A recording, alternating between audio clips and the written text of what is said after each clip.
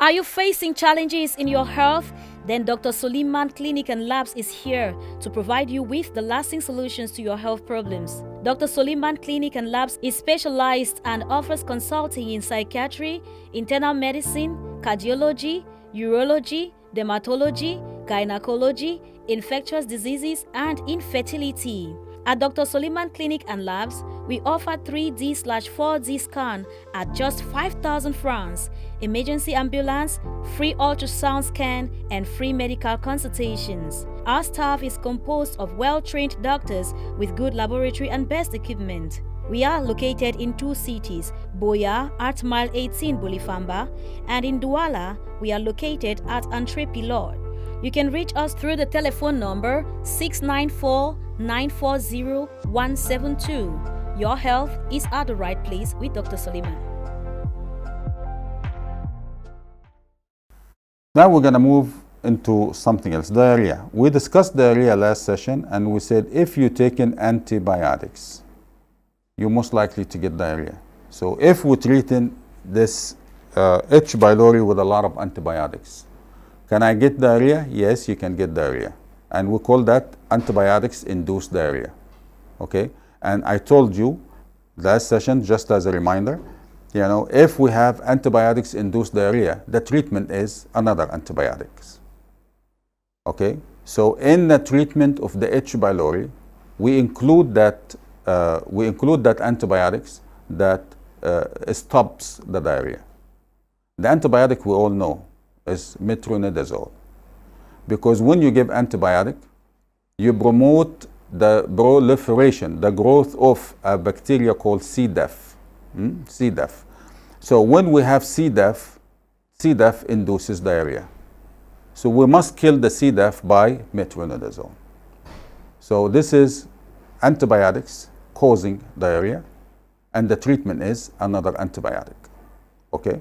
So when you take the treatment for the H. pylori, you will not have diarrhea because the metronidazole is needed to kill the H. pylori, among other antibiotics. It's not a standalone. You cannot kill H. pylori with one antibiotic. It has to be a combination of. Now, diarrhea. You know, antibiotics is not the only way you can have diarrhea. You can have diarrhea if you have a viral diarrhea because of a virus. And this viral-induced diarrhea or a viral diarrhea is self-limited, meaning it will come, it will go. You don't have to treat for that. So now, when I have diarrhea the first day, you know, it depends. If it's watery diarrhea, I have to take measures immediately. I have to replenish the fluid, because watery diarrhea meaning you are losing volume. So we have to give you the volume that you have lost so you don't dry out. You don't get dehydrated, right? But if we have other type of diarrhea, infectious diarrhea, especially viral diarrhea, we know it's self-limited. We do not want to stop the diarrhea immediately. We want to make you flush out the microbe. So we let diarrhea go for a limited amount of time. The doctor will be able to tell you. So when we have diarrhea, we need to evacuate the microbe. So diarrhea is a good thing to evacuate, but prolongation of the diarrhea is going to get us into problems. The most important thing about diarrhea is to replenish the fluids the patient has lost. Now, doctors will know which one is viral, which one is bacterial. Just from your history, we will know. So the most bad one, the bad diarrhea, is the one that is caused by bacteria. This is the one that comes severe. It comes very severe diarrhea. That we know is a bacterial diarrhea. That one we have to treat with antibiotics.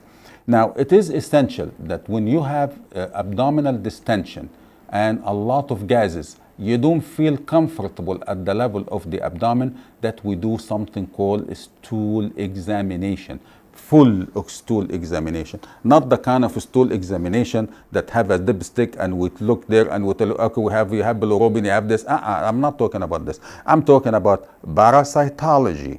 I'm talking about parasites, looking under the microscope for what's in the stool by a professional lab technician or laboratory scientist that can determine He knows his stuff. When he sees this egg or this cyst, he knows what microbe this one belongs to. So we need to do a stool examination. Anytime you have a problem with the abdomen, we need to see what is there. And you'll be surprised what we find when we do a stool examination. For example, we have a protozoa. It's not a virus, it's not a bacteria, it's a protozoa called Giardia. And you'll be surprised, not a lot of people have it, but during the course of my practice here in the country, we've seen quite few. Giardia, it's a protozoa that comes from contaminated water. You're taking it by mouth, and now how are you going to feel? Distended all the time, bloated all the time, and you release a lot of gases. You're not comfortable because you feel like you're distended, you're bloated, and you also release a lot of gases. If we do the stool examination, we will find this protozoa called Giardia. The treatment is very easy. 2 days and it's finished. 2 days treatment and it's finished. Then we advise to check your water source and make sure it is a clean water. Okay, so that is Giardia. What else can we find? We can find something called amoeba. Amoeba is a bad thing. A very bad thing, because it can advance to something called liver abscess. It can go to the intestine. Amoeba you take by mouth to the intestine, and it can make a hole in the intestine, leave the intestine, and go to the liver and make me a liver abscess. How do we know? Usually, any patient that comes in, we do fast-track ultrasound. And I do the ultrasound for free. My consultation as well is free. Fast-track ultrasound to look at all the organs. If something catch my attention, we know there is something here. There is a cyst in the liver. You cannot find it otherwise. How are you going to find it? You can find it only if you do ultrasound. Ultrasound is a very useful tool when it comes to diagnosing patient. Correct diagnosis. And it brings you, the patient is talking about something, and on ultrasound you found totally something else. So, amoeba, when we do stool examination, we can see it in the stools. Amoeba is bad because it causes holes in the intestine. It makes its way up to the liver and causes me a cyst in the liver. It damages the liver. And the treatment for it is very simple. There are few medication, very simple and cheap medication to get rid of it. Quite easy. So, but the whole thing is to find out that you have amoebiasis or not. So, that is the most important thing, to find out if you have amoebiasis or not. The complication of amoeba is liver abscess. You don't want to have liver abscess. And it comes also a little bit of abdominal pain, a little bit of discomfort. You're not feeling too well there. So anybody with abdominal discomfort, stool examination is the solution to find out exactly what you have. And based on what the finding, we provide the treatment, and the treatment is quite easy. It's not a problem at all. Those are small things that you have to be aware of. There are other bacteria also, like cholera, for example. Cholera, for example, and stuff like that. But we will be talking about this in another time. But anyhow, the whole idea about diarrhea is losing fluids. You must replenish the fluids. You cannot have somebody at home having diarrhea, for like a week or two. He will be dry out. Especially if you have diarrhea and vomiting, then nothing stays in his stomach, and at the same time, he's losing much fluids.